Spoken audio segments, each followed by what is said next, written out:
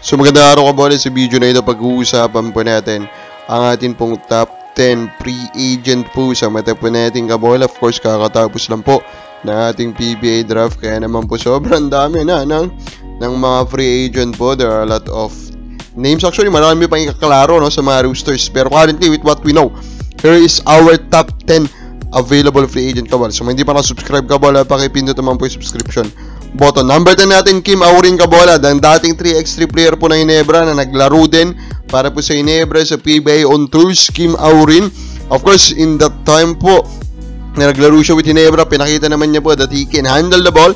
He's that usual type of scorer kabola, itong si Kim Aurin, and knowing that he is young, he is quite deserving of another opportunity to show na pwede po siyang pang matagalan sa PBA. Number 9 natin will be Taylor Brown kabola. Wala na siya dun sa nakita nating rooster ng Converge kabola. And in his time in Converge kabola, pinakita niya that he is a willing role player kabola, no? So he became an off-the-ball 3-and-D type of a wing kabola in Converge. But of course, madami silang pinapermang rookie kabola. Madami rin silang nakuha through trade. So hindi nakakapagtaka kabola that they need to release someone. And Taylor Brown nga po yung nirelease nila. And I think he is a very capable wing. Number 8 natin, Jmar Gimpayan, easily the biggest undrafted guy from the most recent draft. Diba? Ang daming nag-praise dito. Ang dami ang naging excited dito kabola kasi he's a very unique type of guard slash wing kabola.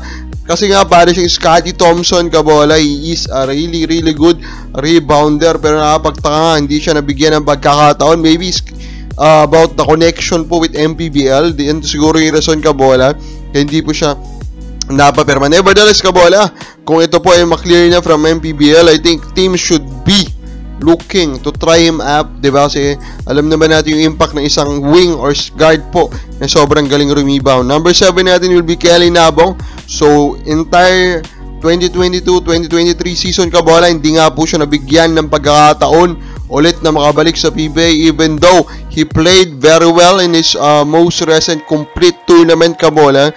Pero mukhang, kumbaga may gentleman's agreement na kaya yung mga teams kabola na hindi na nila pababalakin si Kelly Nabong. He is still only 34.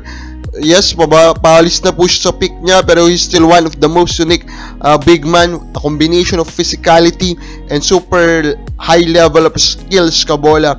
That's a very unique type of combination for a big man. Number 6 ko will be John Lloyd Clemente kabola.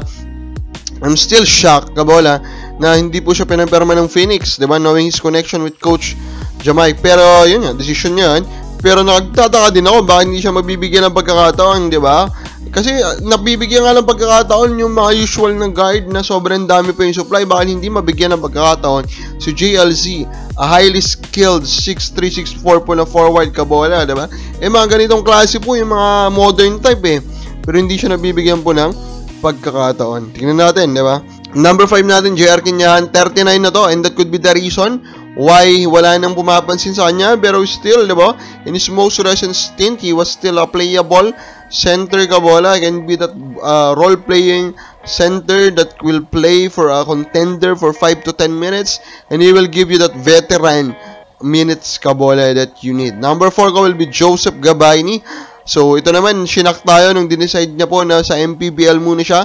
Hindi po siya pumirma ng kontrata with Terra Firma. In short, he's more of a restricted free agent. Kailangan mo kausapin yung Terra Firma. Malamang kailangan mag-undergo ng trade kabola. Pero still, it is worth it knowing that Gabayni proved that he can handle the Giants in the league. He is not a giant kabola, pero he can handle them defensively, and that alone makes him a valuable type of big man po that all the other teams should be interested to get. Number 3 natin will be Roy Zumang. I'm a big believer about this guy kabola. Same case sila nitong si Gabayni, ano? Nag-decide din po siya na sa MPBL muna siya, pero of course yung rights niya ata na-retain pa rin ng North Part, so it should be a discussion. For me, Zumang is a very interesting player because of the reality that he can really bend the defense because of his outside shooting, pull up capabilities from beyond the arc kabola. And this capability is really important kabola and can really help any team out there who wants to open up spaces for their offense. Number 2 natin will be Encho Serrano. So, again, same case ni Gabayni, same case ni Zumang. Ito naman, siya basically may pinamataas po na potential out of these 3. And that potential alone should really make him a valuable target sana ng lahat ng team. Pero naiintindihan din naman natin siguro kung bakit hindi. Maybe it is about his connection with Converge Kabola na team manager na si Governor Delta Pineda, and that could be the reason, di ba? Kaya ayaw siyang usapin. Pero how about Converge, di ba? Bakit hindi na lang po direkta kunin siya from Phoenix, di ba? Para maayos na, di ba? At makabalik po siya sa PBA. Although, of course, he is dominating talaga yung MPBL right now. Number 1 natin will be Jeron Teng. Like him or not, I'm sure marami sa'yo ang not, di ba? Pero the guy can play, the guy is big, the guy can slash to the basket, he is very strong for a wingman. Kabola, defensively, can defend naman kahit papano. And offensively, you like it or not, Kabola, the guy is improving. Yes, it's not fast, but the guy is improving and he is a starting caliber wingman po sa PBA, Kabola.